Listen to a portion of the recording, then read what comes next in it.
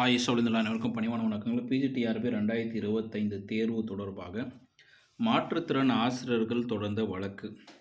மாற்றுத்திறன் ஆசிரியர்களுக்கு minimum qualify marks 40% நிர்ணயிக்க வேண்டும். அதாவது பொதுவாக அனைத்து பிரிவு சார்ந்த மாற்றுத்திறன் ஆசிரியர்களுக்கு, பொது பிரிவை சார்ந்தவர்கள் BC, BCM, MBC, DNC, SC, SCA, STA இந்த கம்யூனிட்டியை சார்ந்த அத்தனை ஆசிரியர்களிலும் யாரெல்லாம் மாற்றுத்திறன் ஆசிரியராக இருக்கிறாங்களா, மாற்றுத்திறன் அவர்களுக்கு கம்யூனிட்டி வைஸ் இல்லாமல் மொத்தத்தில் மாற்றுத்திறன் ஆசிரியர்களுக்கு 40% மினிமம் குவாலிஃபை மார்க் நிர்ணயிக்க வேண்டும் என்ற வழக்கு தொடர்ந்து இருந்தாங்க.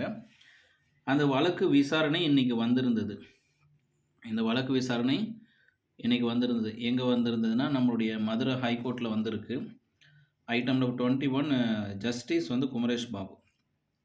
ஜஸ்டிஸ் குமரேஷ் பாபு அமர்வில் 20/11/2025 இன்றைக்கி வழக்கு வந்திருக்கு. அட்மிஷனில் என்ன பண்ணியிருக்காங்க அப்படின்னா, வழக்கு நேற்று ஈவினிங் ரெஜிஸ்டர் ஆகி இன்றைக்கி வந்திருக்கு. விசாரித்து நீதியரசர் என்ன கொடுத்துரு, ஜட்ஜ்மெண்ட் ரிசர்வ் போட்டிருக்கார். ஜட்ஜ்மெண்ட் ரிசர்வ் தீர்ப்பு ரிசர்வ் பண்ணியிருக்காங்க. என்ன அப்படின்னா, ஆசிரியர் தேர்வு வாரியத்தில் பரிசீலனை பண்ண சொல்லியிருக்காங்க. வாதத்தில் ஏற்கனவே நம்ம தேர்வு எழுதும் பொழுது எழுதுவதற்கு எங்களுக்கு கால அவகாசம் வேணும் அப்படின்னு கேட்கும் பொழுது, அப்போ ஒன்று கொடுத்தாங்க இல்லைங்களா, consider this petition within 4 weeks அப்படின்னு சொல்கிற மாதிரி நீதியரசர் லாயர்ஸ் வாதாடும் போது கொடுத்தது என்னென்னா, நான் ஆசிரியர் தேர்வு வாரியத்தை ஆர்டர் செய்ய முடியாது, ஆணை சொல்ல முடியாது, வேண்டுமென்றால் பரிசீலனை பண்ண சொல்கிறேன், நீங்கள் கேட்ட கோரிக்கைக்கு ஏற்ற மாதிரி ஏதாவது சட்டத்தில் வழிவகை இருக்கா, அதுக்கு நீங்கள் பரிசீலனை பண்ண முடியுமா என்று நான் ஆர்டரில் கன்சிடர் பண்ண சொல்லி என்னால் சஜஷன் கொடுக்க முடியும் அப்படின்னு சொல்லிட்டு தான் நீதியரசர் இந்த வாதத்தில் வச்சுருக்காங்க.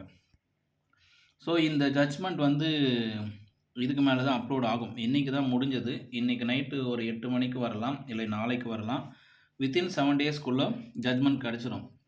அதாவது மாற்றுத்திறன் ஆசிரியர்களுக்கு மினிமம் குவாலிஃபை மார்க்ஸ் 40% நிர்ணயிக்கப்படுகிறாங்களா, இல்லை நோட்டிஃபிகேஷன் வெளியிட்ட மாதிரி மாற்றுத்திறன் ஆசிரியர்களுக்கு சிறப்பாக மினிமம் குவாலிஃபை மார்க்ஸ் கிடையாது, எல்லோரும் போல் அந்தந்த இன வகுப்பில் இருக்கிறவங்களுக்கு ஏற்ற குவாலிஃபை மார்க்ஸ் மட்டும்தான் அப்படின்றது வரப்போதான்றது ஜட்ஜ்மெண்ட்டை பொறுத்து தான்.